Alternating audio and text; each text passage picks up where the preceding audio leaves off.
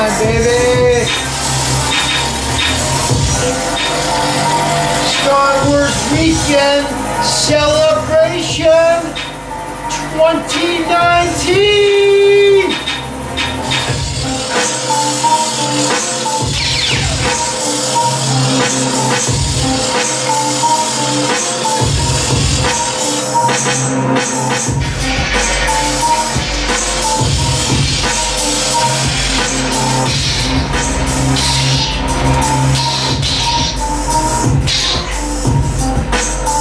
Yeah, boy.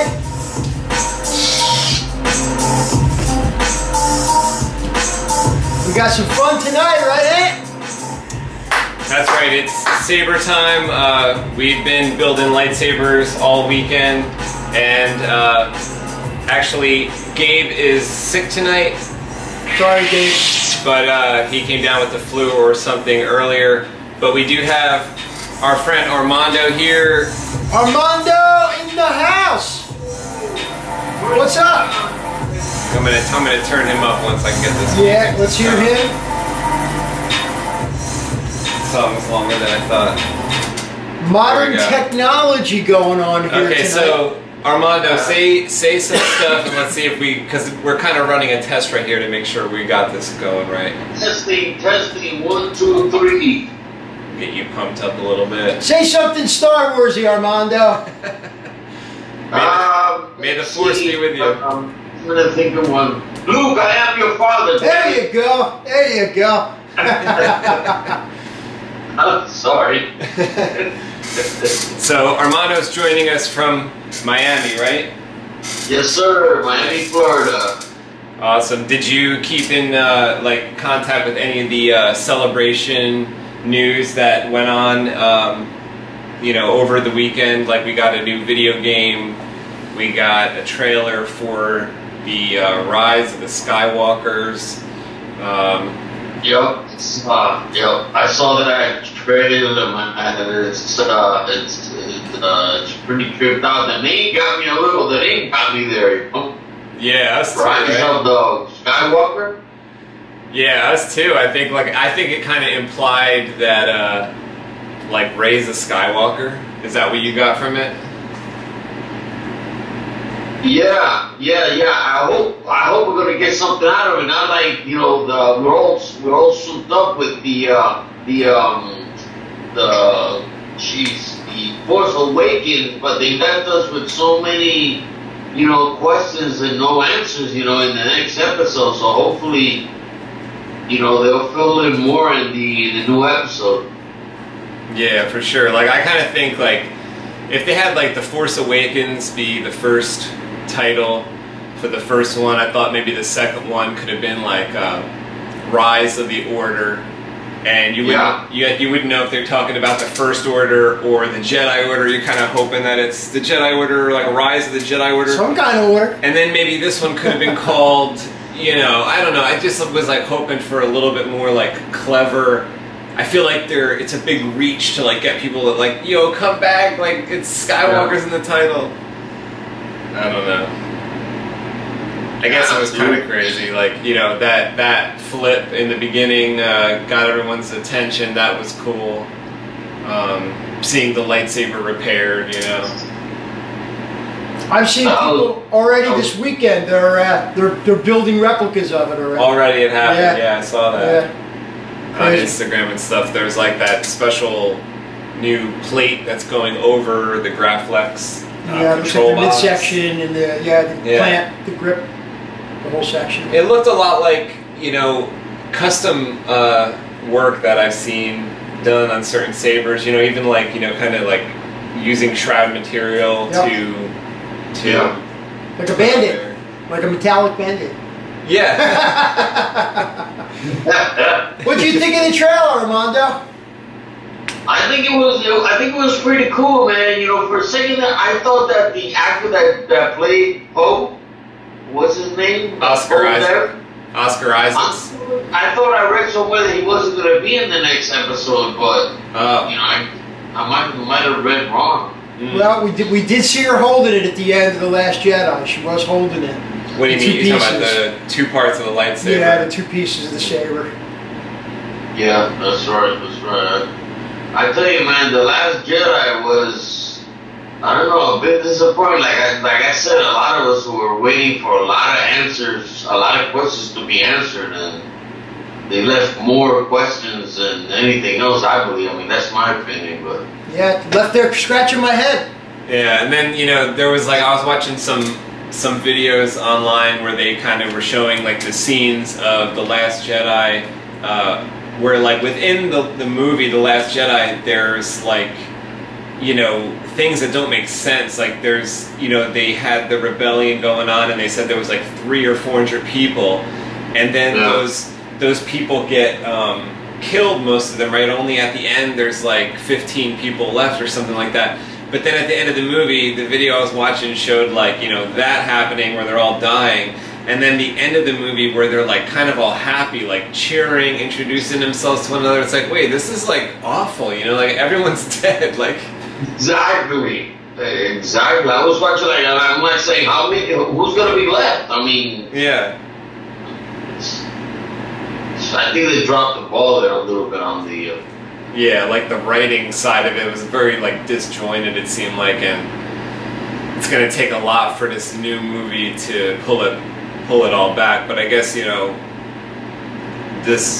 all the people that did The Force Awakens working on this one, I guess it's got the best chance after seeing the trailer, you know, that it could maybe do it. It could maybe explain some things, but you know, it's kind of goofy, like saying like, what does this say? Like no one's ever gonna die.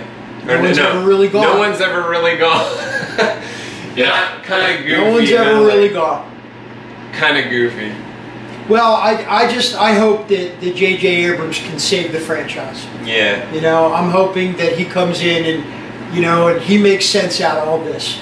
Because me, as a Star Wars fan, super fan, it don't make any sense to me right now.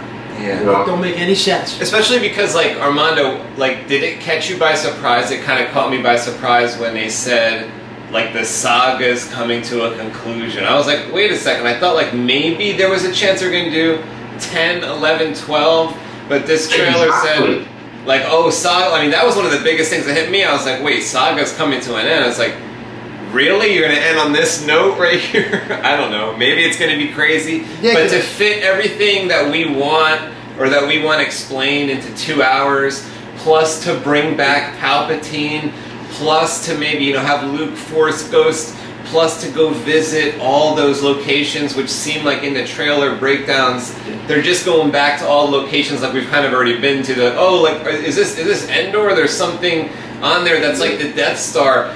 So are we just visiting all the, like, we're just like a vacation stopover of all the places we've seen already?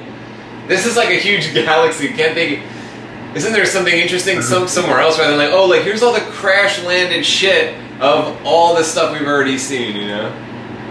It's true. I hope it'll turn into like a casserole of nonsense, man. We don't understand, you know? Yeah, me too. I got some hopes that it might, you know, be clever. I hope it's clever. Yeah. I hope they just correct the wrongdoings. There were many wrongdoings by the Last Jedi director, Rian Johnson. Not one of my favorite people. Yeah. Ruined it for me. I'm just curious how they're going to bring back Palpatine. You know, when I first heard that laugh, I thought it was Mark Hamill being like the Joker, because he's the voice of the Joker, and I was like, oh, that literally sounds like the Joker's laugh. And then when I started texting Gabe, I think it was, or Harris, I was saying, is that the Joker? And they said, no, it's Palpatine. And I was like, oh, Palpatine, that's weird. It's like at the end of this Solo movie when you see Darth Maul, I mean, it's like, wait, that's weird. I don't know, to me at least, that seemed odd. It's like pulling on that so late. What a poor plan, I don't know. What a situation where like no hints were dropped, but yet we're going to reach and go there and say, no, that's Palpatine's laugh. And you know, it's like, well, there wasn't any clues as far as I could tell. I thought I was like a hawk as far as, you know, looking for the clues. That's going to be interesting how they're going to bring him back. Well, you guys have any idea what scenario might be that they'll bring him back? Like, I'm gonna guess a clone.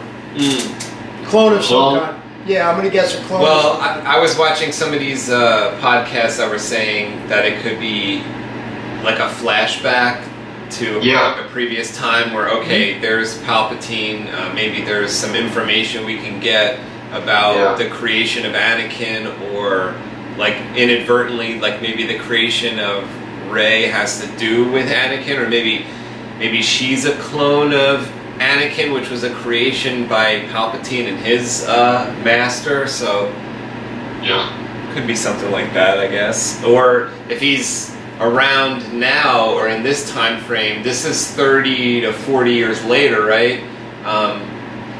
That's a long time to be chilling out. Like, I guess if that's the case, then he sent Snoke, he sent all these baddies through the years. It's been him all along. Yeah.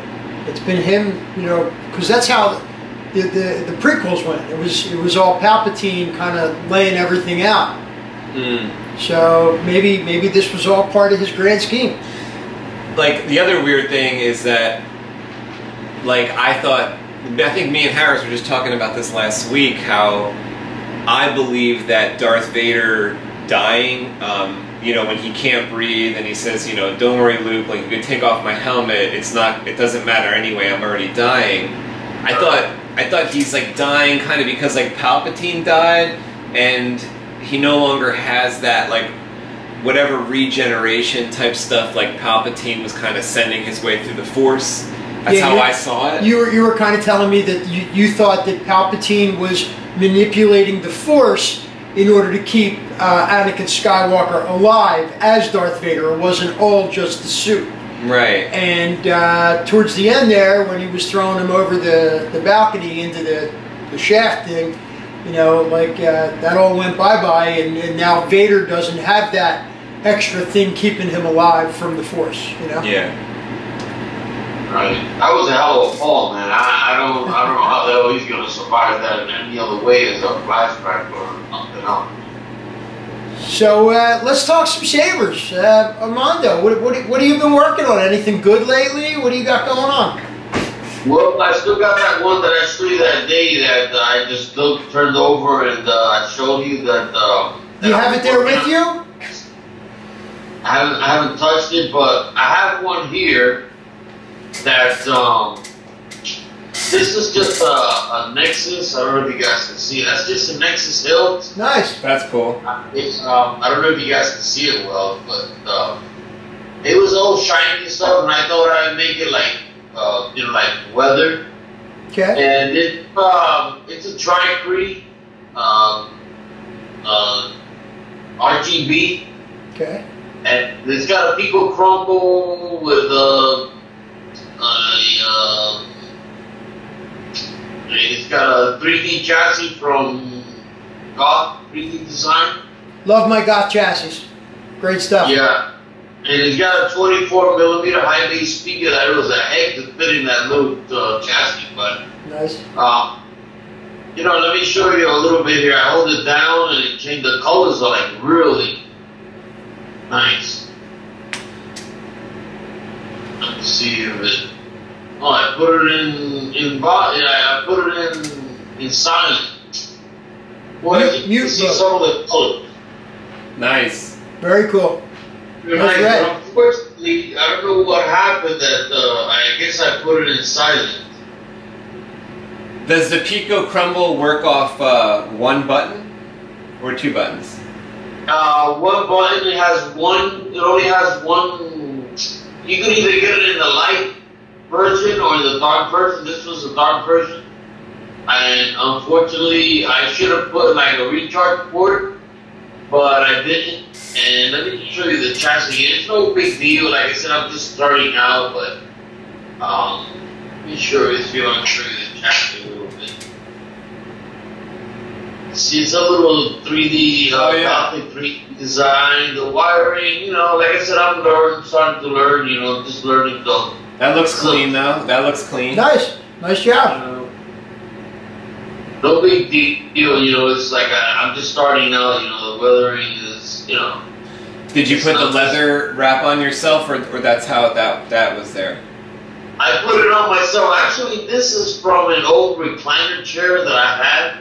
And what I did is, an old recliner chair, and I put it on there, and then I sanded it down to make it look more old. Yeah, it kind of looks like a Star Killer style lightsaber. Right, but then I did the like the Star Killer from the second game, I guess. I think it's awesome that he got the leather from his old chair. Yeah, that's awesome. I mean, he repurposed the leather from the chair. I keep all my stuff too, like all stuff like that are parts or that I think I could use. Found parts, man. That's awesome. Actually, it's from this chair. It's all ripped to shreds. I think the back of my knife, when I take pieces off, because I'm gonna throw it out. So, and I'm glued in. Like, what the heck? I'm still learning, So, But I recently got this, which this is a KR/89 Sabers. Oh, that's sweet. This is nice, man, and I just got the chassis from Guard 3D Design also. What chassis are you putting in it? What's going in that one?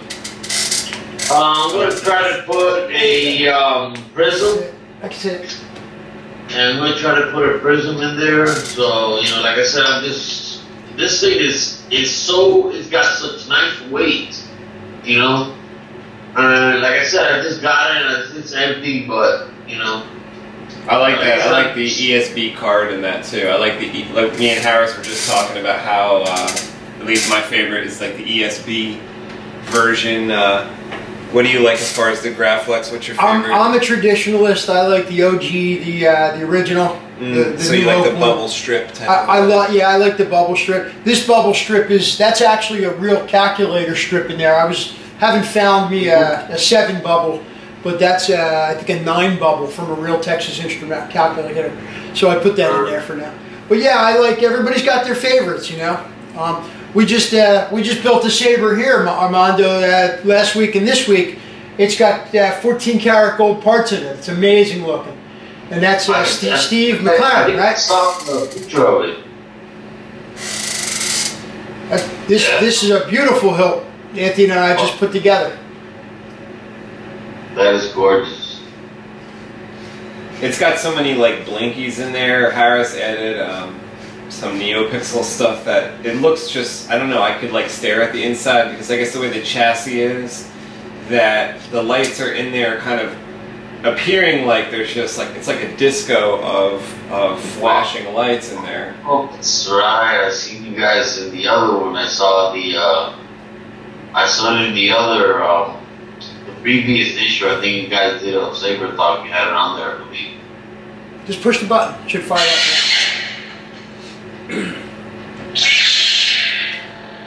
The colors on this thing is amazing. It's beautiful. Oh yeah, like he's got the look at that. Like he's got the Neopixel aimed at the crystal, but also a white LED, which I think kind of makes it look like it's like really powerful. Like this, like the source of the laser. And then some other just standard LEDs that just keep blinking back and forth. And what I think is really cool is that shine through eye. That really wide shine through eye that Harris recommended to Steve. This is Steve's lightsaber, and Steve said he wanted to go with that, and it just looks crazy cool. I think like there's just so many like little blinky things happening here. That even when you change changing the I think I'm gonna get to the red because the red just looks wild. Yeah, red. It's like a deep red almost that comes out in that, especially with the Neopixel. And when you start getting you know what I've been saying? I've been saying with all these lightsabers, look how beautiful that is. I was saying, I imagine if it was if the lightsabers were real, I don't think they would look at it as extravagant as the ones that you guys build and all these top guys build, bro, because they're like incredible. They got so much detail. Like I've been looking on Instagram at these different people like Harp who does a lot of really intricate, I don't know if you guys followed him, but he's one of the first ones this weekend that I saw build that. Yeah, he was the one I saw. Graphics like that the movie had. Also, they're calling it a fix flex. Oh, okay. That's what they're calling it, the fix flex. After I saw Makoto come up with one of his own too. That's good. So what do you guys think of the new graphics for the movie?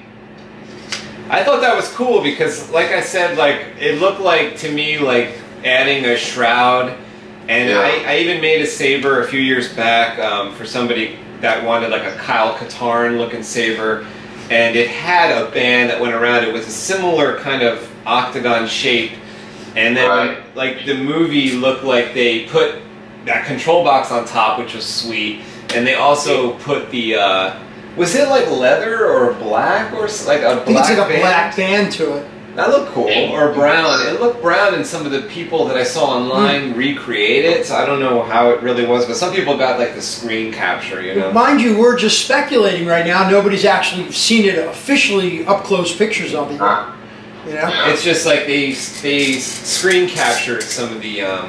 So like there was actually some clear shots in the trailer. She held some okay shots, yeah, but like her hand might be covering half of it. Totally. It's not like they just were like extrapolating some of it, right? Yeah, totally. I think they're adding artistic what's the artistic license? Oh, artistic licensing. Yes. Yeah, which means that they can change it as they want. But I mean, so is we lightsaber now.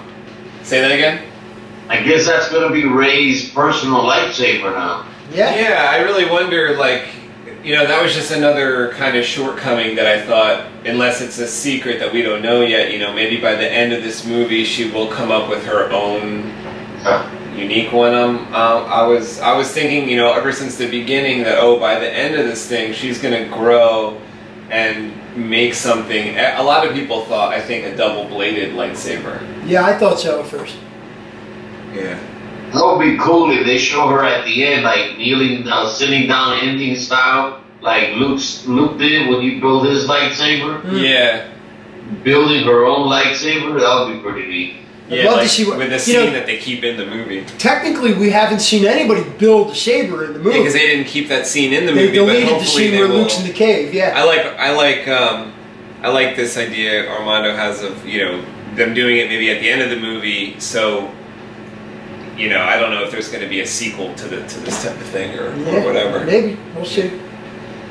Yeah, maybe somebody will see this and throw it in. Yeah.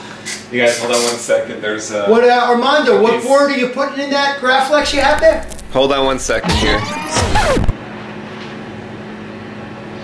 Okay, go ahead. You can ask what you were going to ask. Armando, I was saying, what soundboard are you putting in that Graflex? We're thinking about putting in a prism. Okay. Put in a prism. I've never done a prism before, so this is gonna be like, you know, taking my time little by little because I want to do this one like really, really nice. You know. Gotcha. Do you? It's gonna be for me because I've never done this. I know I'm gonna have to take it completely apart and. Yeah. Yep. Yeah, there's a lot to that. That's a nice hilt. I haven't seen one of those up close yet, but it looks like it's a nice piece. Now, did that come with a blade holder in there? Is it already in there, or do you have to buy one of those separate? No, it came with a 1-inch blade holder. Okay. That's cool. How do you think? What do you think? It's Sabers that KR Sabers buys them from 89 Sabers. Right. And then he sells them, which they come out much cheaper. And I've heard a lot of issues with 89 Sabers. Yeah, I was gonna buy it. And I saw there was a lot of issues that I saw a lot of guys complaining about 89 Sabers that was like not shipping. I'm sorry. Like not shipping the stuff because they didn't get their stuff yet. Yeah. And yet responding to email and stuff like that. So I go, you know, I started investigating and. I found out from one of the guys that KR Sabers is, you know, 89 Sabers. It comes with the same box and everything, except it says KR Sabers. It says instead of 89 Sabers. But I want to show you guys this one saber that I did, It's no big deal. This is Ultra Sabers Liberator, and it was chrome here. Nice. And chrome with circles here. So what I did is I painted it all black. I blackened it all out. And what I did the first time is my first time ever, I countersink the holes. Oh, nice. I like that. And then it's got the green LED. And it's all black and everything with a green LED. And what I did is I downloaded Shamim's Alien font. Have you guys ever heard the No, I want to hear that. Yeah, let's hear it. Dude, it is so freaking eerie. You guys gotta check this out.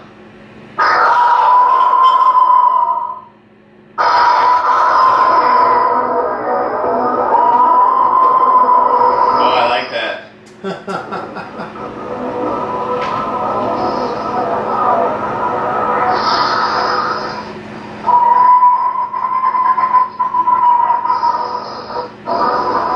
Every time you hit it, you hear the creature.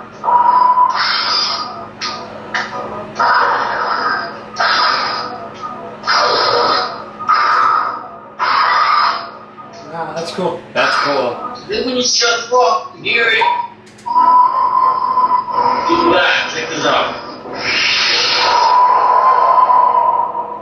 Very cool. And I think the black and the green goes well with that kind of font. Very cool. Yeah. You see, I like the he green did too. one, but of like an acid line that Yeah. is so freaking cool. Yeah, He the had blood. this green cycle, you know. The I alien was acid bored one blood. day, so I. Yeah, Very cool. I was gonna say the same thing, that I really thought the green works with that that font too. That's pretty sweet. What's that board powering at? Is that a Pico? No, that's a Nano Biscotti B4, Cool. and Nice. it's got a green, white, 18650 lithium-ion battery, 20mm high-bay speaker, and the Lumina 80 switch, the recharge port here, and it's got a little Nick shit, chassis. I didn't do anything big because I was just bored that day, and what I do when I'm bored, I switch up from Saber to Saber. Yeah. What do you mean? I switch up from Saber to Saber. This. I'm sorry. Like, do you mean you switch the board out, or you switch from Saber to Saber playing with it? Yeah, the electronics. I'm sorry, the electronics. Oh, I switch up from one blade to another Saber. That's when I wasn't working. When I wasn't working, I couldn't afford to buy it, so I could just switch from lightsaber to lightsaber. And I just take it all apart and solder everything back together, and just practice the soldering. I really need practice with the soldering. I'm a little weak with the soldering. Eventually, I'll get it. You'll get there. It takes a little practice, and it's a lot of trial and error. You know what I mean? You try something. If it works, keep doing it. If you try something, it doesn't work. It's a mistake. Sometimes mistakes work. Well, you'll get there. And then exactly the way that my first lightsaber that I did, which is this one, which is an Ultra Saber Edition LED4. Mm-hmm. My first lightsaber was the strangest thing. It's the best soldering. The best soldering that I did was my first one. So that beginner's luck. But yeah, this was my first one, and look how neat this looks. Let me see how we can put it here. You see this, the Nano Biscotti 4, and it's just with the chassis, and it's got the recharge port, 20mm speaker, and I put like a protective tube on it to the home, just in case it won't hit the hilt itself and like charge anything. Yeah, unfortunately on our end it got a bit blurry on our end, but yeah, we can make it out a little. Yeah. Let's go for my seat, buddy. Yeah. So that's the part I will mess soldering. Nice. So Armando, do you have any questions for us as Sabersmiths or Star Wars fans? Do you have anything that you wanted to ask us? And to be honest with you, right now, how the hell do you keep from bridging the freaking wire, dude? I always have trouble bridging. They are so close to one another, you know, and that's another thing that I'm having trouble with. I know what he's talking about. Like, yeah, especially, are you talking about bridging like two pads on this very tiny board spots? Is that what you mean? Exactly. Oh, like bridging pads and stuff? Yeah, like especially like if you want to do those accent LEDs like on the prism. Small. Or if you want to, you know, take a pad from one to another on those very tiny square pads. One thing you could do is first like start with the soldering iron that you're using and think if you have the best tip for that. And you know, some of the soldering irons come with different tips that you could try. Sharp pointy tip. The one I like isn't so much the very, very pointed one. It's more so it has like the sort of rounded point to it. And like how I like to do those is I kind of start with one way, and then if that doesn't work, I go to the secondary way. The secondary way is probably stronger, but the first way uses just solder. So what you could do is, like, if you have the tip that you like on your soldering gun and you can collect a little bit of a ball of solder, and you start at the first square of the first pad and drag with your ball of solder that's so hot it's liquid, you're dragging it across to the second pad. Sometimes that works on the first, second, or third try. You're like spreading butter almost on a piece of bread. Yeah, and the way I like, which Harris has been noticing, is like to kind of get a little tiny spike on that to make sure that the pads are bridged with a solid piece of solder. And if that doesn't work, what you can do is, you know how like those little resistors that you might use have the extra bit of leg that you might cut off? You can keep some of those cheap resistors around because sometimes they're like, you know, like 8 cents or whatever. They're very inexpensive. Yeah. And you can utilize it multiple times per leg by bending the leg in a little bit, like maybe there's 2 millimeter bend at the end and you're holding onto one end of the resistor, and you could use tweezers because it's going to get really hot, and lay that over the board, which is, it's best to like secure that down with your helping hands, and then use your tweezers or use another helping hands to kind of hold the resistor leg over the two pads you want to bridge after you've pre-tinned those pads a little bit, to where once you lay your soldering iron down across that little tiny resistor leg, it's going to heat up your pre-tinned pads, soak up through the thing, and now your resistor will be stuck to the board, in which case you can cut it where you need to with your little cutters, little like micro cutters, and that'll basically work every single time.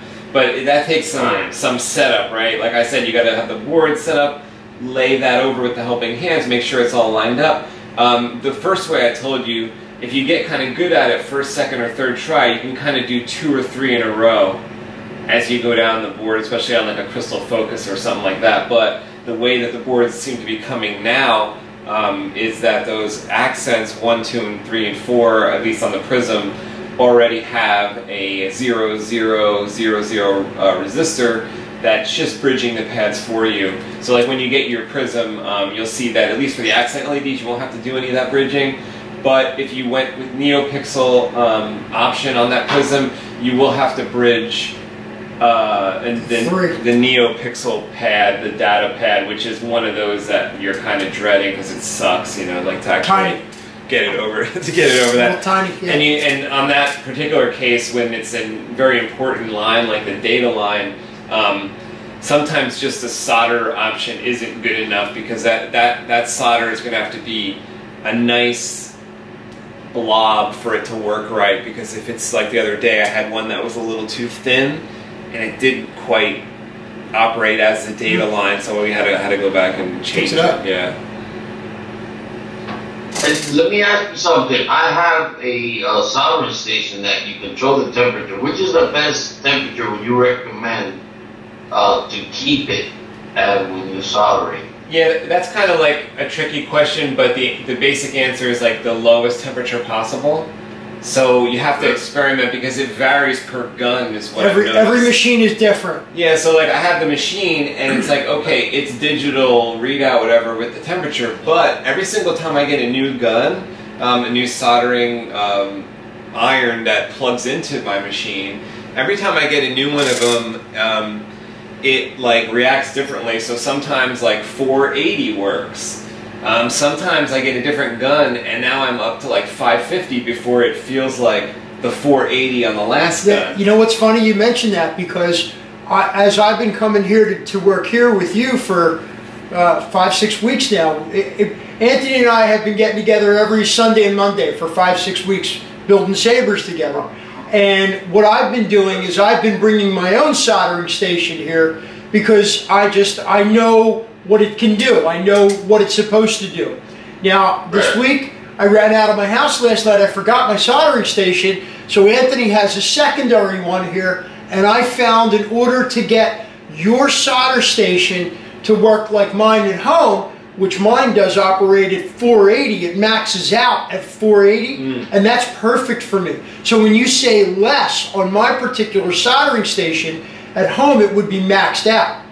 On yours here, I think this one goes up to like 999 or something, right? It goes up to maybe 800, but you had it at 550. I had it at 555, and at 555 it really felt like this particular station was taking the solder, causing the solder to go molten at the same kind of time frame, hold the solder to the tip, the same kind of time frame. So I think that's a tricky question, Armando. It's more of like you kind of playing with it and see what temperature works best for you on your particular solder station.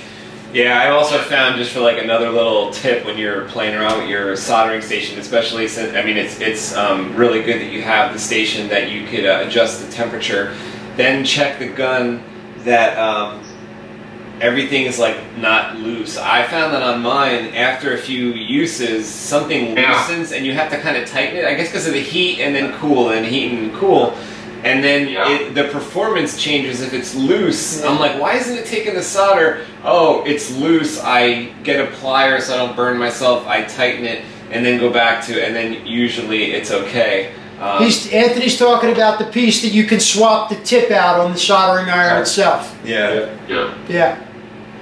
I gotta keep my eye on that too. The other thing is I gotta practice. I gotta get like an old piece of you know, like something that I could put solder on it, and like an old Ultra Sabers little board that I have there, and then just practice that, man, because that's the only thing that I have issues with, man. You know, I can wire the LEDs with no problem, but on the board, it's just, I always bridge, you know, and it's very stressful when you put everything together, and then you pull that you know, that kill key, and you hear the sound but no LED, or you hear the LED and no sound. It's like, it's very frustrating. Then, you know, you have to start troubleshooting and, you know. Yeah, and unfortunately, like, you know, that kind of follows you the whole way through. There's always it sure does. There's always going to be moments of that frustration. Like even if you do like 100 of these. I built hundreds of sabers now at this point, and you know, it's like I still get that little, your heart skips a beat the first time you pull the kill key. Is it going to fire up? Is it not going to fire up? But when it fires up, I did a hill on Saturday for my buddy Bill Buttle. He fights in the TSL. So he was chilling with me, and we built a saber on Saturday. And I mean, even though you build as many as you do, you still hope when you pull the kill key that it turns on the first time.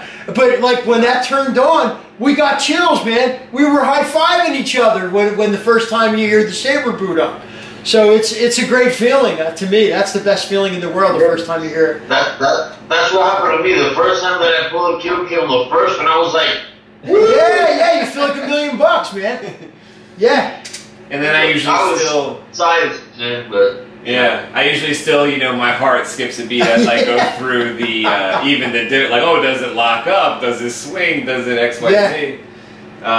But a couple of the places that I now keep an eye out for being extra careful when I'm working with the board is like over by the speaker connections. There's like a little audio amp that I singed one time. I burned it. My soldering iron got too close, and I fried. Like nothing worked after that because I guess the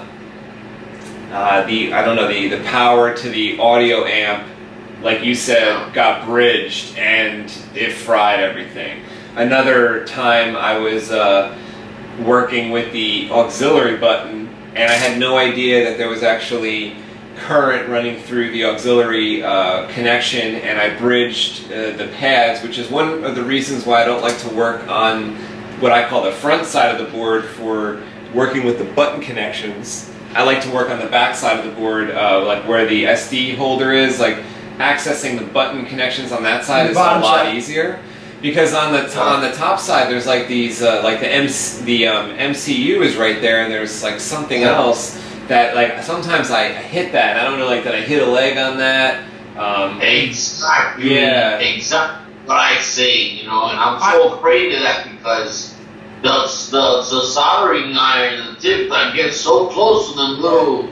Yeah, and sometimes like the frustrating thing for me with the soldering iron is that sometimes the tip, like depending on what soldering iron I'm using, the tip isn't precisely what's hot is that I need it. It's like right behind the tip, so you almost have to get like on a sideways angle, which kind of makes you possibly hit something. So one way to kind of like to kind of avoid that is like approach the connection from whichever side of the board is like least likely to hit cleanest something. area to work. Yeah, because that happens to me too with that soldering iron.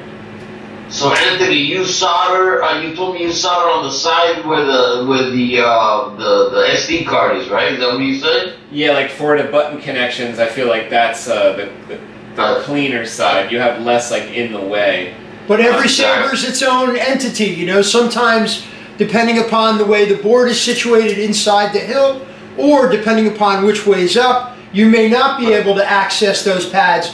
But it's nice to have options. Yeah, you know what I mean? When you're planning it's very nice to have options too. You know, and that's one of the things I love about the Plector boards, that you know you have options. If you have too many wires on the top of the board, you can always come to the bottom of the board if the hilt allows you to get to it in that situation. Absolutely. Yeah. Absolutely. Exactly. You're learning, Armando. You're doing right. And I'm going to tell you, man. Look, let me tell you, bro. And little by little, I'm trying to learn little by little, you know. Yeah, you're doing good. I'm going to tell you, and I think you can attest for this too, I've fried and broken probably as many boards as Sabers that I have built out there in the world today. No. Yeah. So, yeah, I mean, you know, thank God for like Michael Hudnall. Yeah, he'll fix them up. I'll send them to him. He fixes them and sends them back. You know, they're fixable. Boards? What'd you say? You can actually fix boards that are fried? Yeah, they can be fixed. Just like keep track of what you think you did to it, and what I do is like I'll put it in a plastic baggie with that note.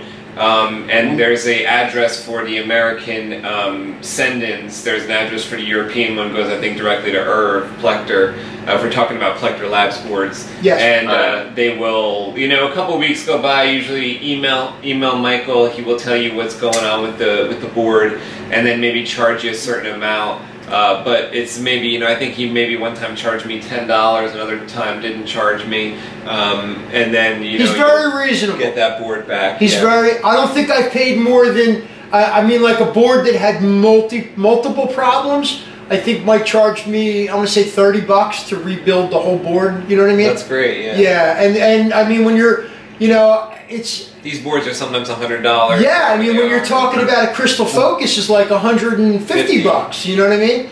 So $30 to fix it is good. At the same token, you know, like for me, if I was using like the Pico crumbles... Maybe you just get it, if you ruined it. If I ruined it, I would, I mean, they're $30, $35 to begin with, $40. So I would probably not fix that kind of a board. I would throw it out and just get another one, you know?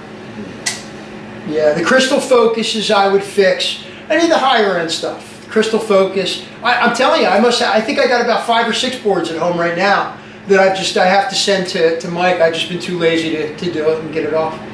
So that's yeah, it happens.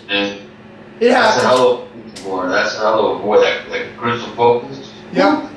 Yeah, I mean, if you ruined any board, I wouldn't suggest like throwing it out. There's been times when I've actually taken a component off of a board, half-broken one, and put it onto another one. And believe me, before that, I was like, I'll never like touch the components. And then I found myself with I found myself, actually trying to, and then like Irv was coaching me through the email saying, take this part, put it over there, and so I would do it.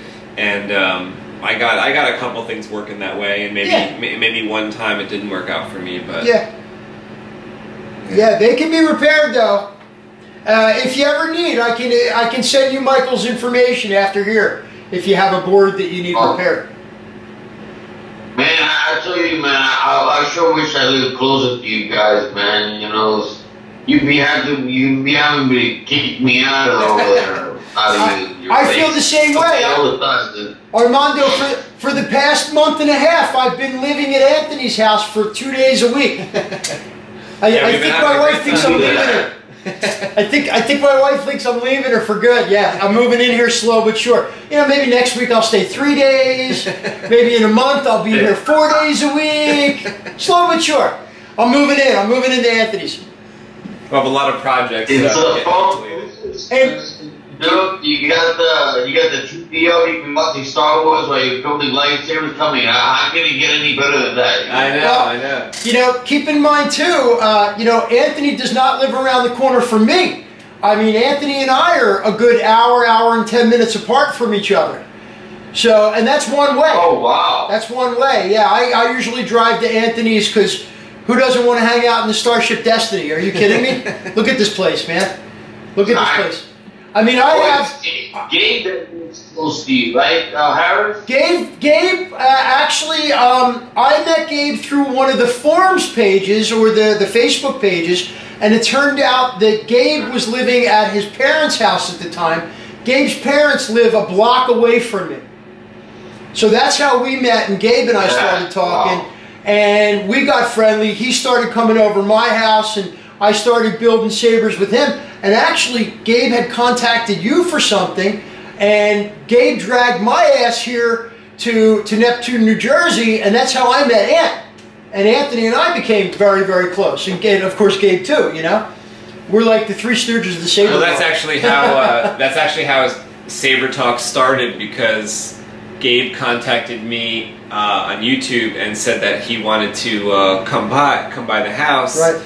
And I said, okay, well, you can come by the house, but I got this idea that we could do a Saber talk show. So if you come over, how about you mind doing something on YouTube?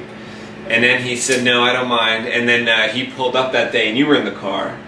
So we all did Saber talk that day, and then we just kind of kept it going because it was fun. But that first day, I was like, well, you could come over. I kind of told Gabe, you could come over, but we should do something on YouTube, since you're saying you met me on YouTube.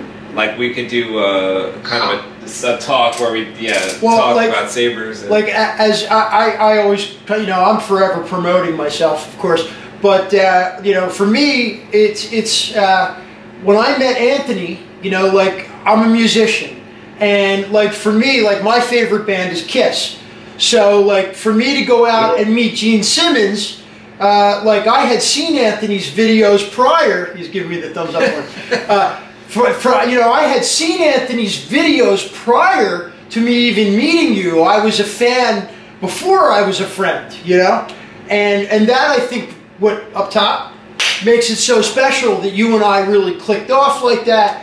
And I mean, for me, it's the greatest thrill in the world to come here and spend 2 days a week with my buddy Ant and build lightsabers here. I mean, I'm in my glory, The only thing that made it better last night was the Chinese food. Yeah.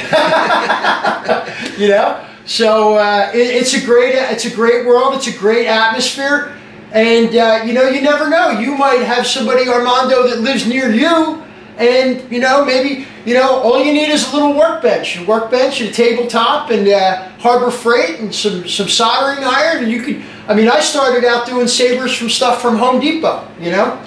Well, that's actually the other cool thing that I wanted to say now that Harris is mentioning that, you know, maybe Armando finds someone near him, is because I wanted when we finally got someone to call in, like Armando's calling in right now, I did want to ask you, you know, which groups you were a part of, like as far as on Facebook, and which forums you were on, because who knows, you know, somebody might connect, somebody might be in Florida, maybe you don't meet, but maybe you find somebody online that you talk to that you weren't talking to before.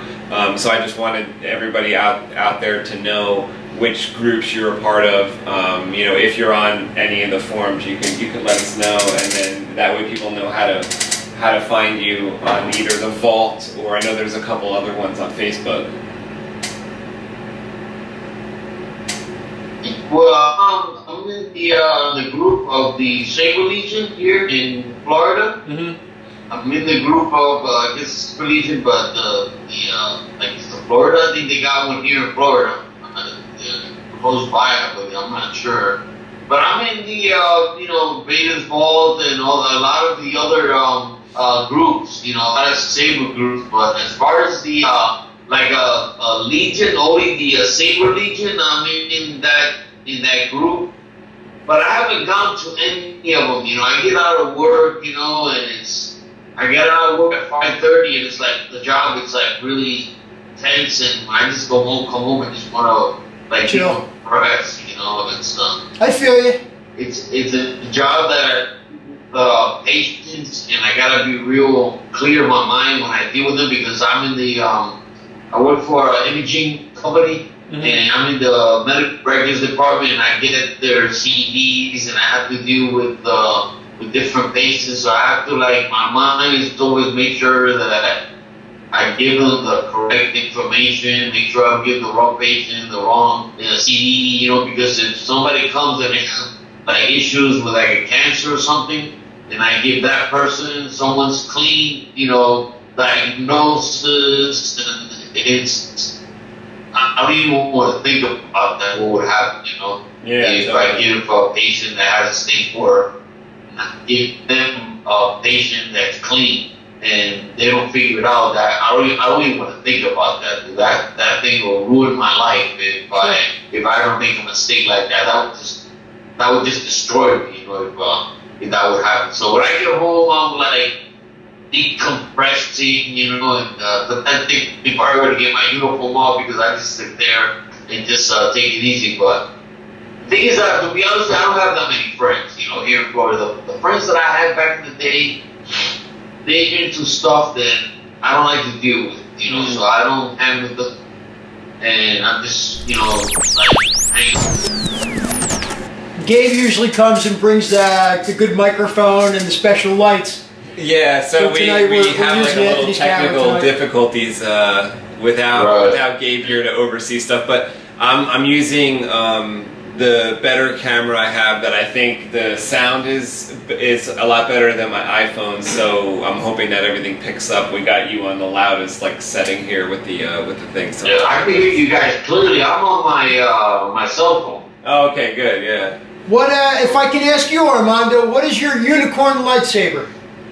I wanted to know that too. My favorite one? Well, like what's the one that you want most in the world? But you don't have right now. Oh man, you know which one that I'm dying to get, dude? Is the Vader's Vault Elite. Which one is the one that looks like the Mace Windu one? Okay. Oh, I forgot what it's called. I forget, Counselor? No, that's not Counselor. Yeah, I know which one you're talking about. It takes some light hues from the Mace Windu hill. Oh, yeah. Yeah. Kind of oval looking, kind of round. Yeah, it's got the long grips on the bottom. But the Mace Windu is, oh my god, that's such a beautiful saber. I saw the one that you posted, dude. That thing is gorgeous. Yeah, I still have that for sale. Anybody's interested? I'll price negotiate. I thought that, isn't that 89 Sabers Mace Windu? I thought that's the one. Am I wrong about that? No, that's the one I have for sale right now. Yeah, is that the same like hilt that Vader's Vault does up as well? I think Vader's Vault might have had their own. The Vader's Vault did a run of Windus, but I also believe they have their own little their own little spoof of a Windus. Yeah, it's something elite. It's something that really looks like it. It's real slim, and it's got like gold on it. It's, oh my goodness, it's got some gold and some black grips to it, I believe. I'm gonna try to pull it up on the screen here because I don't know what saber you guys mean. Yeah, it's an elite one. I'm on. It's under Sabers limited editions. It's a combat. I think it's under the combat class. Okay. If I'm not mistaken. Something elite. I can't believe I forgot. It's got like you'll see it. It's got like the Ardent Elite. Ardent. Not the Ardent. No. Scroll down a little bit. No. Keep going down. Brawler Elite. Oh, I guess there's an elite class here. Keep going. Keep going. Show more. God, what is it called, man? It looks sort of like the SpaceWIndu one. There it is. Bottom Fury left. Elite? No. That's the bottom left one. The Fury. Fury. The Fury Elite. That one looks nice. Yeah, that one does look like Mace-Windu. Is this like Mace-Windu's first? It's a Mace-Windu-esque kind of, you know. Okay, Mace-Windu-esque. Okay. But it's really slim and it's really nice. But that's what I've always wanted. Even when I first joined Vader's Vault, that one was nice. But I do have a Vader's Vault. I have a Vader's Vault. It's up there. I can't keep track of the names either. Don't feel bad. I know. I can't keep track of all the names either. How many sabers? How many hilts do you own right now? I have 1, 2, 3, 4, 5, 6, 7. I got like 7. I have a Saber Forge Redeemer. Okay. It's like from the Revenge of the Sith, and I did an install of that one, and I have it up there. Nice. And, so you've installed a few hilts already. Yeah, I've done a couple of installs. Awesome. Good for you. What was the one about? I want to say it was about a year ago or so. You and I were communicating late at night. I was helping you. What was that one that we were doing? Yeah, that was actually it was the green one. It was this one, but the electronics was in the other one. Okay. And I was having problems because when I would hit the flash on clash, it would shut off. Mm-hmm. And then I think you had told me that there was probably a bridge, and that's exactly what it was. Yeah, you found it. Yeah. Yeah, my menaces, dude. The bridge. That's my menaces, dude. That's cool. But, I feel the same way. Building sabers is like a. Go ahead. I'm sorry. I didn't hear. No, you helped me out on 2 of them. This one and one that I did, a purple one that I'm still working on. That one you helped me out as well. So I appreciate it so much, my friend. Always. You know what? I tell you what. When I first was talking to you we were texting, and you gave me your number. That right there, bro, told me that you're top shelf, bro. Because I like to trust people, and I like people to trust me. You know. Good stuff. And in this day and age, it's very difficult to do that. You got to be careful these days. Sure.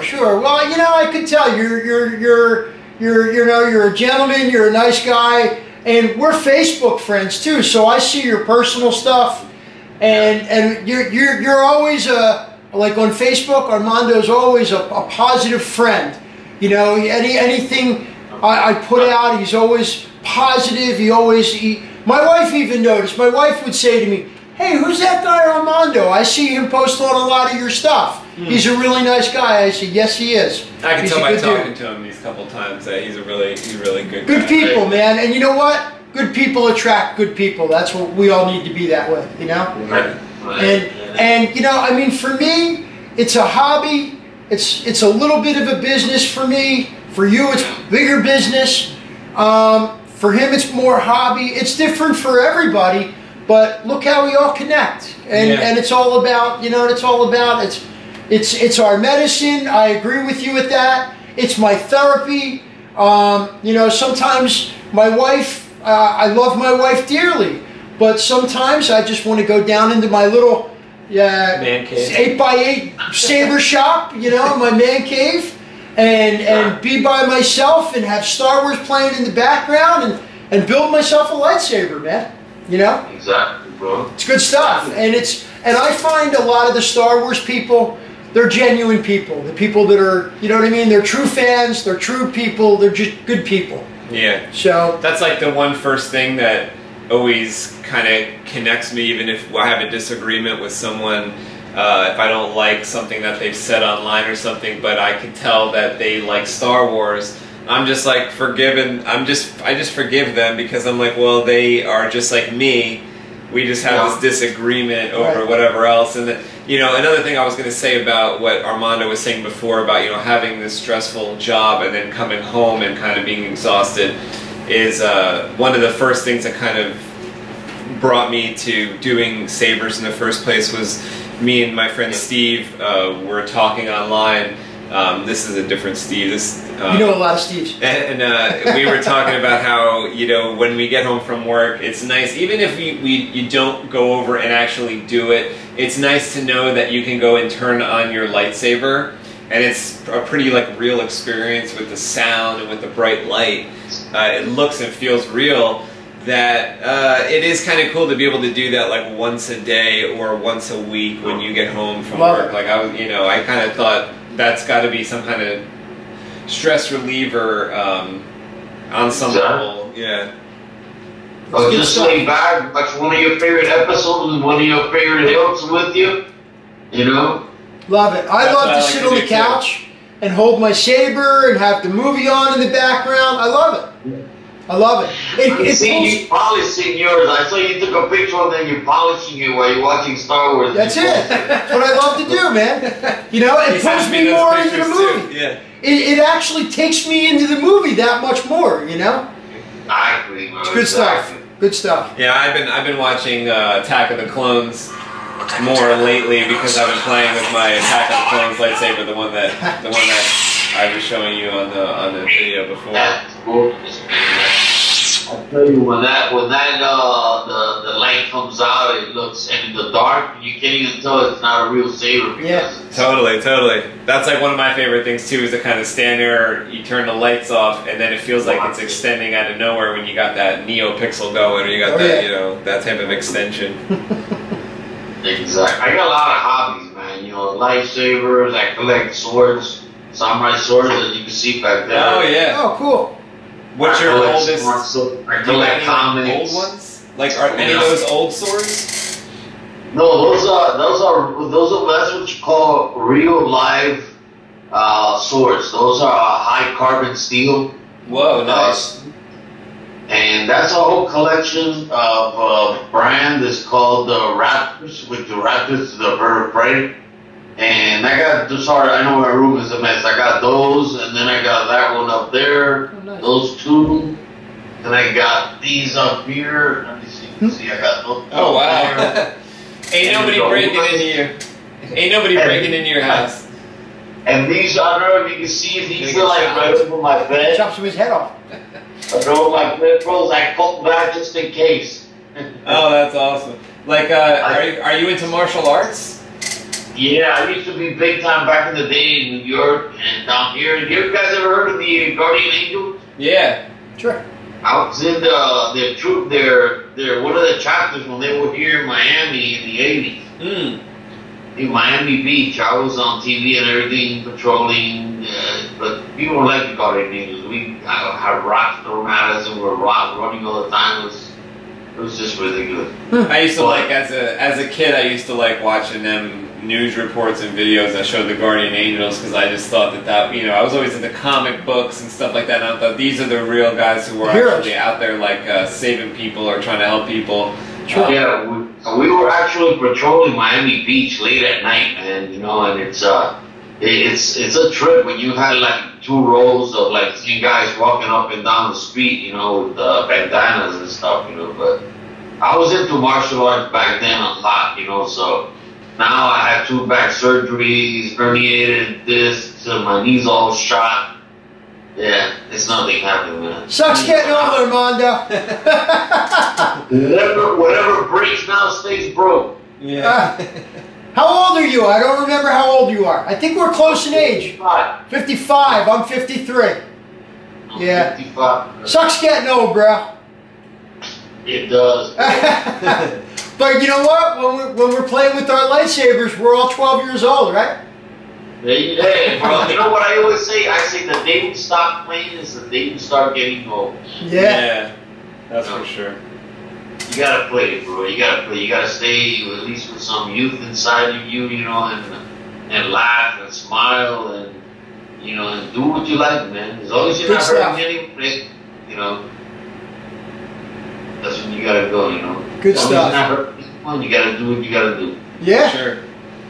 Hey, yeah. Why don't we let Armando get going and we can call Nick. We got to get Nick on the phone. Sounds good. Armando, it was so good talking Armando, to you. thank you so much for coming in and talking to us, dude. So much, fellas, for having me on. I appreciate you guys. You're going to be on Saber Talk 17. This is Saber Talk 17. Saber Talk 17, baby. Yeah, so look out for that. It's going to be... Wait. We got to do our sign-off with Armando. Yeah. Armando, you got your saber? Saber ready. Light it up, buddy. Hold on a second. There you go. This is gone. What the heck is going on here? Hold on, here we go. The alien ones. There There you go, baby. Later, guys. Armando, have a great night. Have a Be great good, week. Armando. Keep in touch, buddy. Give me a call sometime. All right, fellas. Take care. Take care, brother. Keep going with those sabers. Great job. Thank you, fellas. Have a nice night. Be good. Bye-bye. My little echoey. Sound good? It sounds good. I Working on the picture. just put through to see if we can get the video. Oh, okay. Yeah, I'm kind of worried about that. I don't know if I'll come in. If not, it sounds good, so that works. Oh, there you go. What's going on? Hey, how's it going, guys? Going good. Welcome to Saber Talk. It's Saber time. We actually have Harris here, but Gabe is homesick. He got the flu or something earlier today. Oh, it's too bad. Yeah. What's up, bro? Hey, how's it going, Harris? How you doing, man? Thank you for calling in. Well, thank you guys for inviting me out. Awesome. Are you keeping track of any of that like news that happened over the weekend? You know, like there's the trailer for the Rise of Skywalker. There was the Fallen. What's it called? The Fallen Knight or something. It's like a video game. Looks pretty sweet. And what was the other thing? Oh yeah, like the Clone Wars announcements from Celebration. Yeah, I'm completely. It's news to me. Yeah. I haven't seen the trailer yet. Harris was telling me something about it. Oh yeah. So when you get a chance, like check out that trailer. They have a new like Graflex style kinda. So like Rey's using the Graflex, but it's got like what Harris is calling a Band-Aid around it.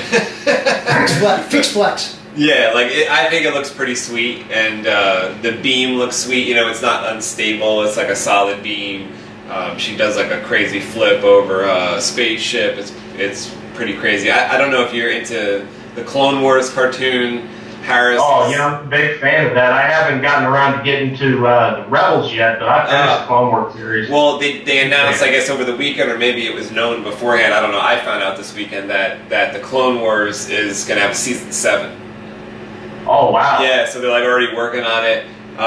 What was the other thing? Like, are you into like those video games, like anything like The Force Unleashed or anything like that?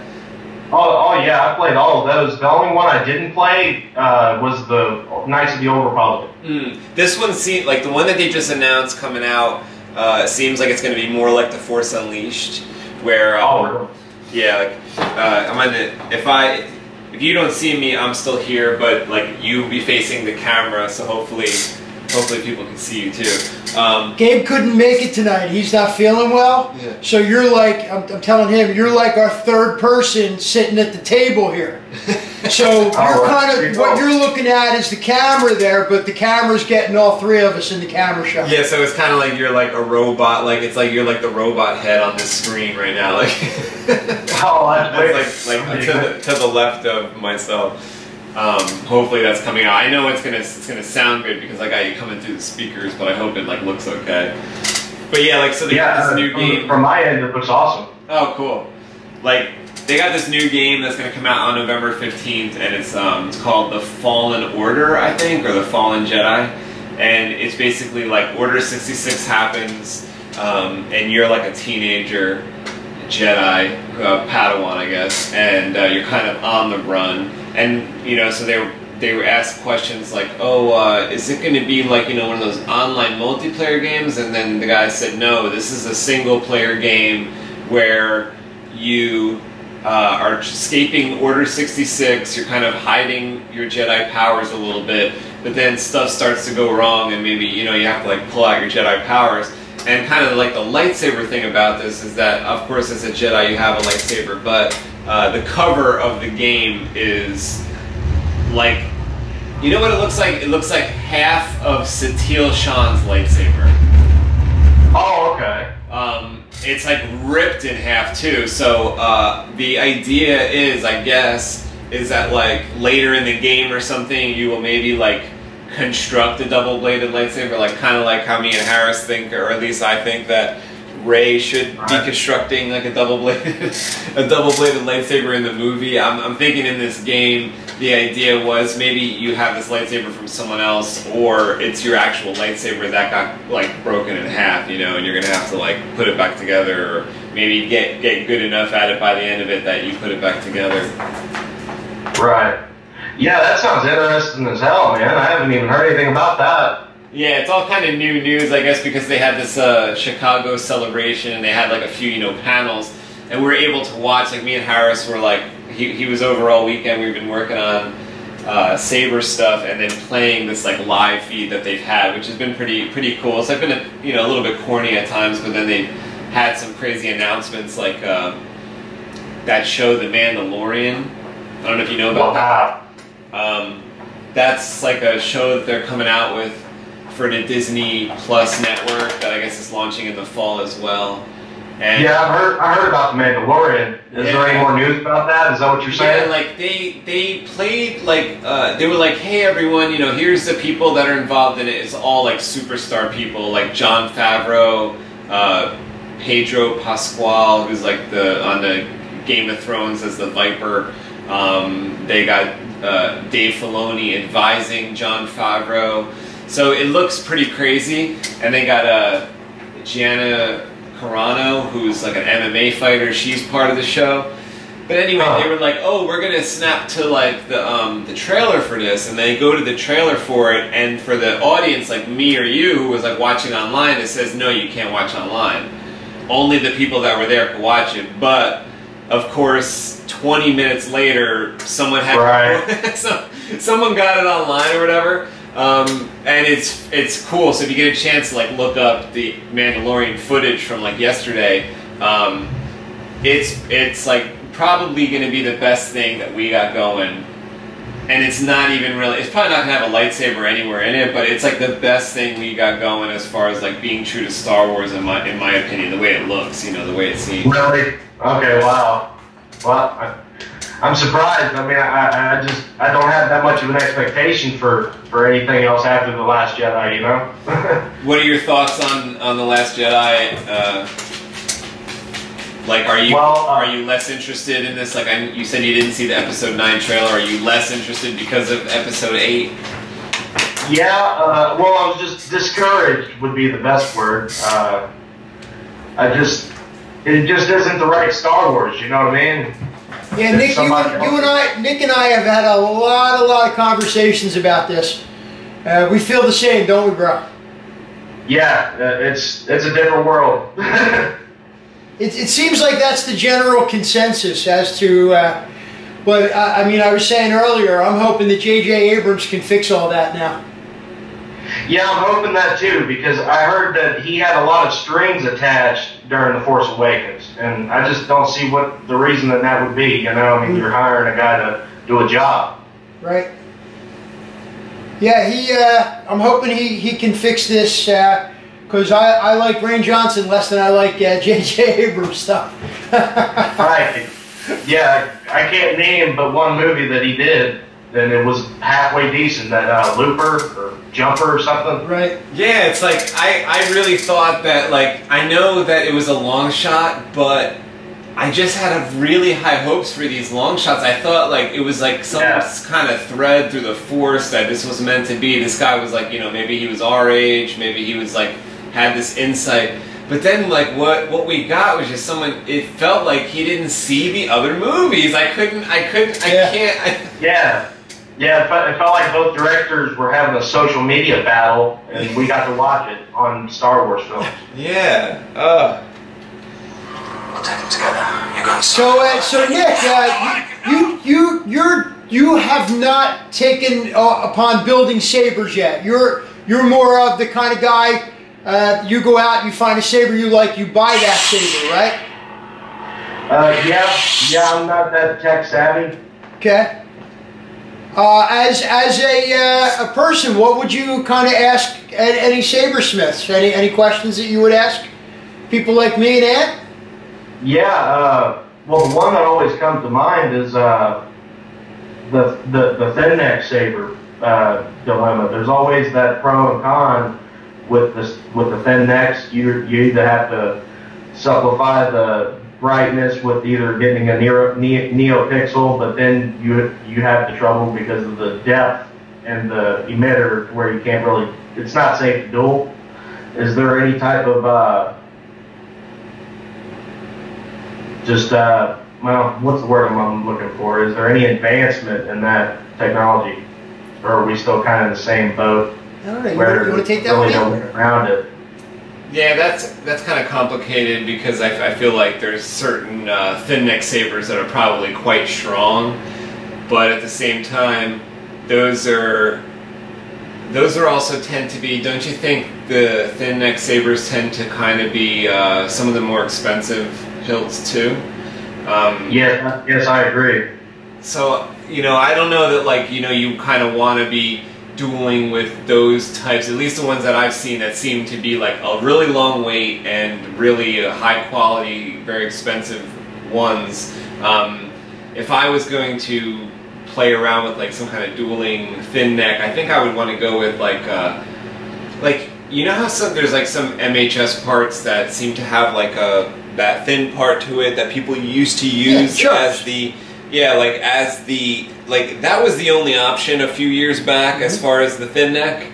Right. I would probably build, myself something like that with that choke part in an MHS saber that was made to look like Obi-Wan or Luke's saber. And then if I wanted to have that kind of like pristine, very expensive version, like I would probably sit on the shelf anyway, if that was me. Because like I always liked like the way that the Luke V, like people used to do up an MHS kit to look like a Luke V2 and even like paint it up with the black and I used to think that was a great looking Luke V2, and you could feel confident in swinging that one around. It would have like the blade depth, and it wouldn't be the same proportions as like the ones you're talking about where it's like really proper thin neck where the depth is only going to be what, about 0.75 inch blade depth there. And there's some like kind of tricks you can play where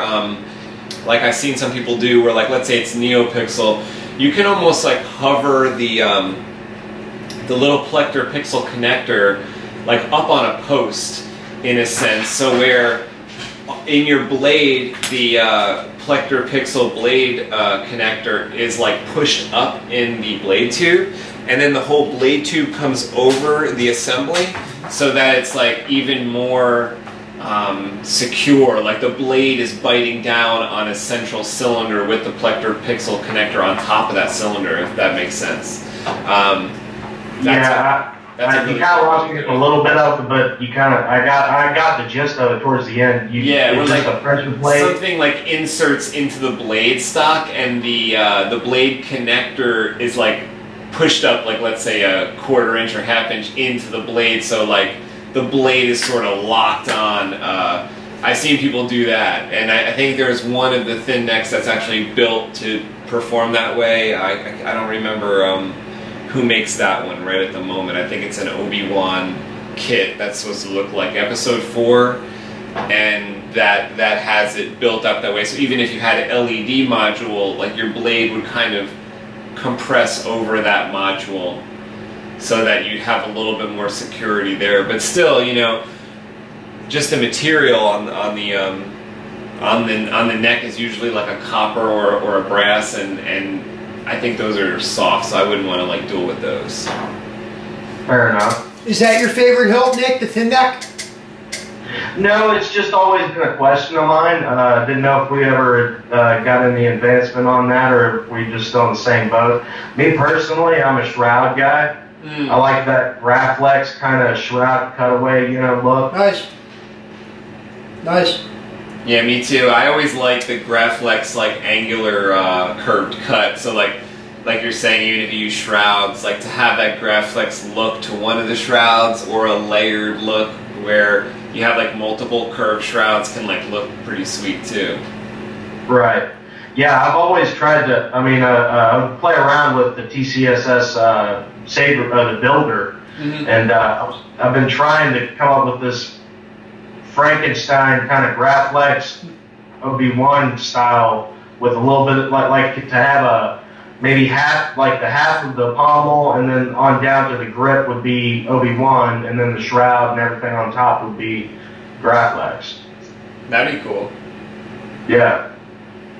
I've seen one or two done like that. Are you talking about where like the control box is kind of lower, than a Graflex, right? Right, and instead of the Graflex right under the emitter, how it's just kind of like a solid pipe. Have the grenade section there. Totally. What's like the one saber that like you would want as your unicorn saber that you don't already have? Like, or have you seen one out there that's just like out of the realm because of price or whatever, or because there's so few made that you just like would love to have? Well, unfortunately, I don't have any at the moment.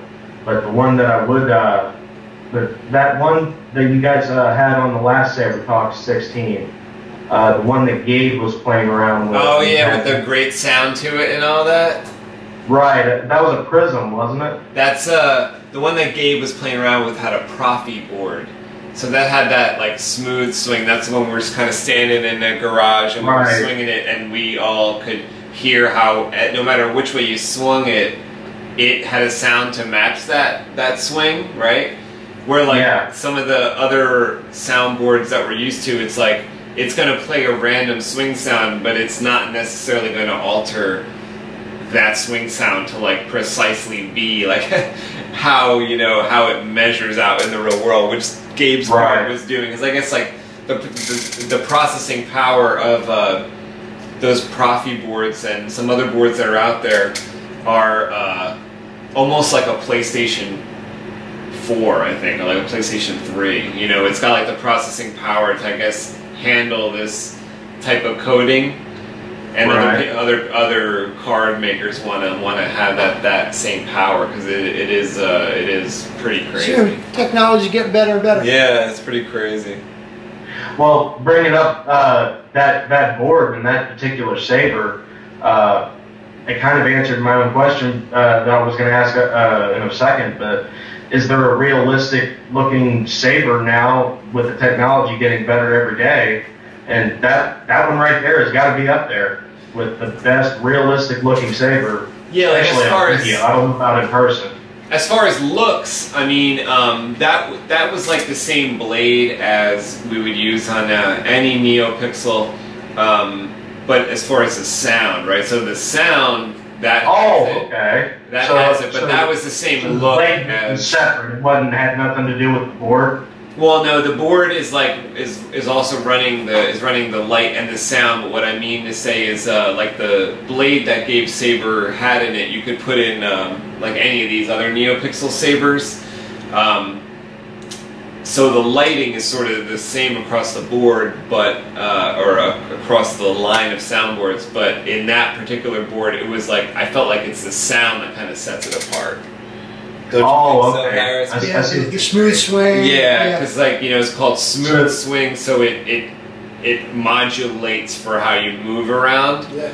But the look of it, well, no, I mean I can't even say that. You know what? I'm almost lying to you because the look, like the look, can change because people, since it's open source, people can actually write their own code and go in and share that code with everybody, and then they can put that code into their smooth swing sabers and come up with a different look to the beam too. Like I don't know if you noticed, some of the things that had me going on Gabe's saber was like the beam was doing some unique things. Like he would turn it on at one point and there was like a pulse that would shoot down.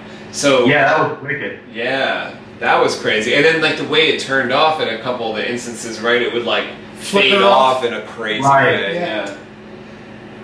Yeah, the profile boards are cool. Yeah. They're getting better.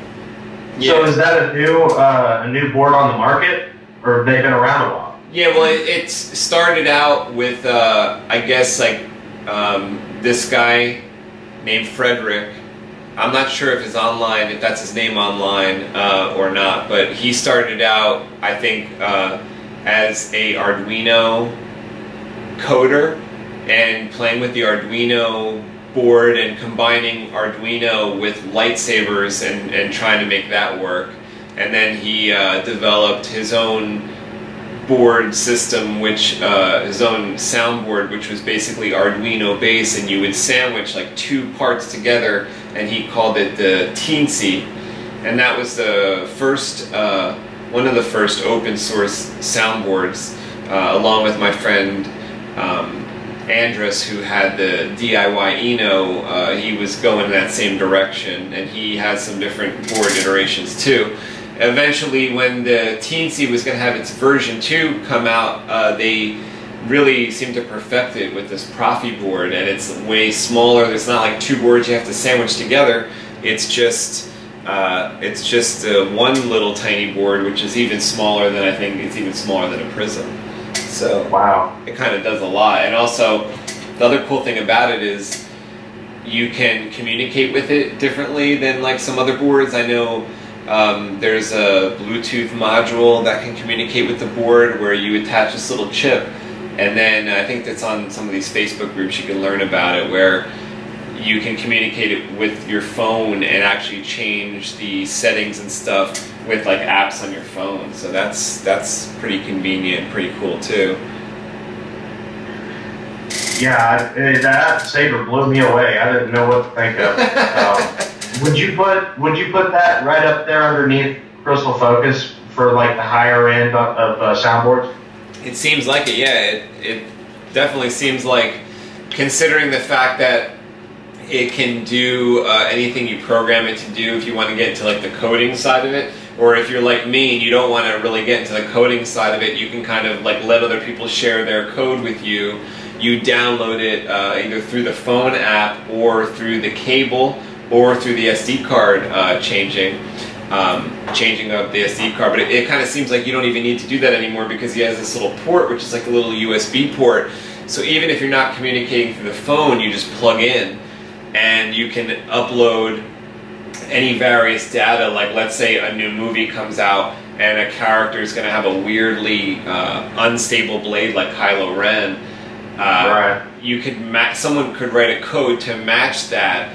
You upload it to your board and do it that way. Now I don't know what like the learning curve is on that. Like, is it going to take somebody like Harris or myself to actually go in and do it, or is anyone going to want to do it? I don't know what's going to be like the levels of it being easy, but the idea sounds easy to me. I haven't actually done it yet though. We'll get our hands on this one. It's completely out of my realm. Yeah, for someone like you who doesn't want to maybe mess around with it right away, I guess the best thing would be that someone sends you already configured, like the guy did for Gabe at I think it's Carolina Sabers.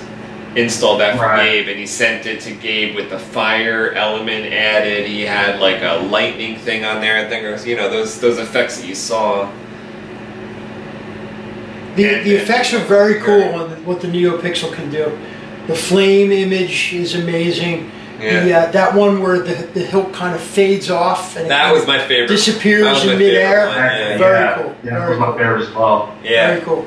Yeah, the first time I saw that was, I had mentioned my friend who did the DIY Eno, Andrus, had a string blade setup that was doing that. The string blades that we used to make were 6 segments, and he had a program which would turn off in that way. And I even think that the Crystal Focus LS has a setting that will turn it off that way. But to see it in this Neopixel version, which has control over each individual LED, that was really crazy. Yeah, what it can do is just mind-blowing. Mind-blowing. Yeah, your blades are exceptional as well. I mean, you got to give yourself props for that. Anthony's got in my opinion, the best string blades in the world. I know you have fans that you're fans of, but in my opinion, Anthony's blades are the best in the world. Most durable, most strong. Brightest, everything. Just you've got the knack. And the one you were looking at on Gabe's Saber is one I made for him. So that like I said, that works in any of the different Pixel Sabers that has that kind of connector. It's just a 3-pronged disc connector that the custom saber shop sells, and it kind of works with any of these. That's why, if you had multiple sabers that did Neopixel, I guess you might only need one blade. You can kind of take it and put it in any of the different hilts, because they're all kind of wired the same way. Like, no one can wire it differently, because it's just the way the strip operates. It's the only way to work. Yeah, strip operates with just a negative, a positive, and the data. So anyone that's connecting that uses those on their soundboard the same exact way. Whatever effects operate, the strip doesn't care. It's just doing whatever it's told to do through the data.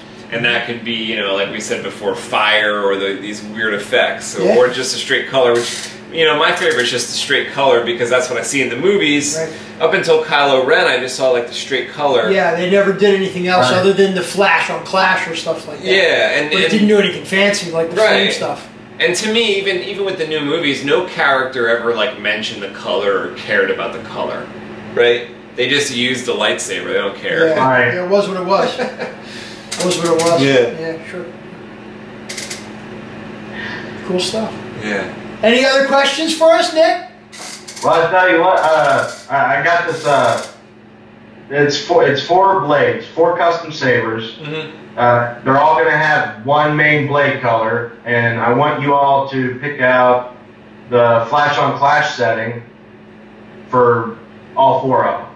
Are they different characters? Like, is one a Sith and then the other 3 Jedi or something like that? Right. The main 4 colors: amethyst and blue, green, and red. Yeah. Like on red, I always like that the flash is yellow. Yeah. And to me, purple on purple kind of looks good as like a whitish yellow. What do you think for the other? I agree.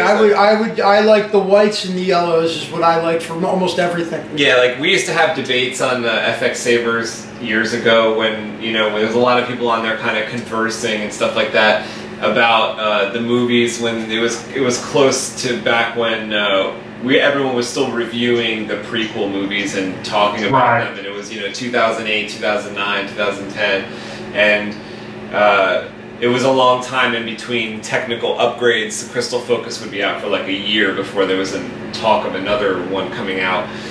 And everyone would talk about the movies and do a freeze frame on the certain scene in the movie, try to figure out what is that color, and how long does the flash go on, because like on the plector boards, on any of the boards, you can pick how long the FOC lasts for. And then my friend Alex was on there doing test where he figured out it was, you know, this many milliseconds. This is the most realistic flash.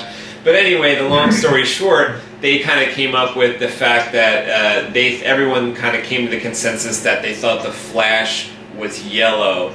You know, some people thought it was white, but a lot of people said the flash is yellow. I agree. And that's the I most think it has a yellow. one. It's like a really light yellow, though. It's almost like bordering into white, but I think it is yellow. Now, see, I always thought it was a yellowish orange. Yeah, yeah. And you know, the cool thing, like, I'm way off. yeah, and like on these RGB LEDs or even the RGB Neopixel hilts, the cool thing about it is when you are hitting, first of all, there's different options for the flash on clash in your board. And you can kind of play around with the different options like legacy flash on clash or the newer style flash on clash. But one of the things I noticed with the pixels is, with the pixels especially, is that when you're holding down like lock up and looking at that FOC, it's like, it actually kind of changes too. You can kind of like liven it up with white, orange, yellow. You kind of catch those in there. Yeah. And if you go through the rice cable and you start adjusting your settings, you know, I can get the like the flash. Let's say on a red blade, you are going to add a burst of green to get that yellow. Sometimes you will see the green LEDs too. Yeah, if you're looking right at it. Yeah, and that's kind of a weird effect where it's kind of cool because it's like this burst of color, and it makes sense for like these two plasma beams striking each other, that it would be like a Christmas tree, you know what I mean?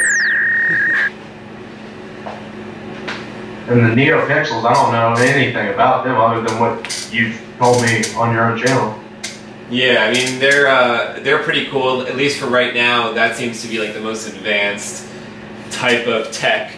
But it's like the way things are moving these days, we never know what's around the corner. What one of these things, like maybe it's going to be, you know, we talked about it before, like a hologram, or what's it going to be? Is it something, or you know, is Neopixel going to be here for many years and just get better? Meaning, like maybe someone's going to come out with a strip that instead of LED space LED space LED, maybe it's going to be more like the old MR sabers where it's electroluminescent paper. If they can figure out the way to make these LEDs like a continuous strip, because in certain type of bulbs nowadays they have you know, like in older bulbs it's a filament that glows, and they have these new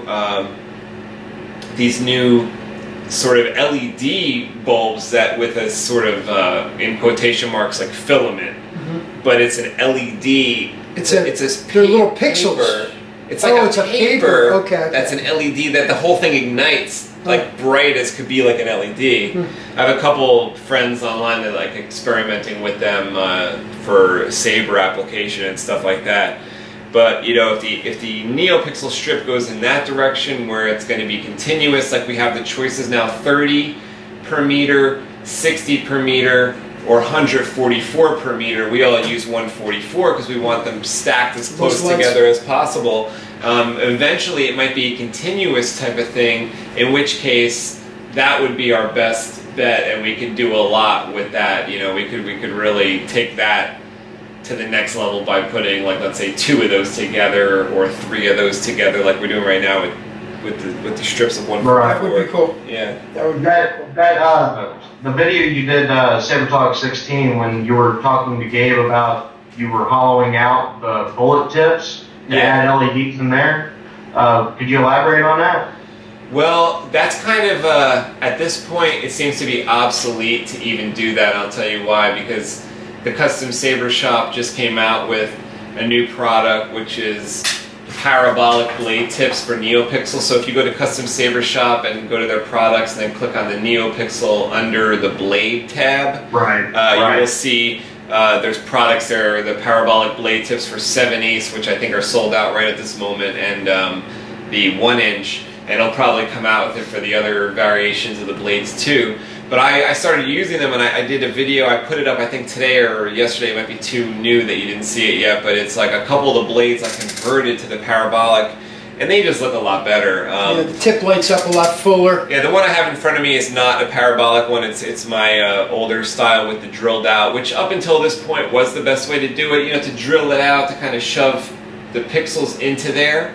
But the way Custom Saber Shop does it is they have it drilled out so deep that you could fit like 3 or 4 of the pixels in it. It really brights it up. So the way that I actually had to update the blades that I updated was alter the length of the blade, because so much of the LED strip was going to be sticking in there, if you know what I mean, that I had to actually shorten the blade a little bit to accommodate for the way that the strip was going to... So I didn't, so... That's kind of weird, but that's cool, man. Yeah, cool stuff. All right. Well, I think we should kind of start wrapping this up. Yeah, actually, we only have a couple minutes on the video. Yeah, I think you said before, with Gabe not here, like we're technically all kind of like... Gabe's our technical advisor when it comes to the microphones and the video cameras. I've been struggling all night to kind of reset the video and do different things because Anthony's camera only likes to work for about a half hour at a time. And now I'm out of like memory on it or something, but... And to be honest with you, I just want pancakes. Oh yeah, you want to go pancakes? You know it, Nick. You know it. Hey Nick, thanks for being a friend. Thank you for calling in. Flash, you said that for the rest of those colors, green, blue, and amethyst, you would go yellow, try to go the yellow route with the flash on flash effect with pretty much all the colors I said? Yeah, and like if it was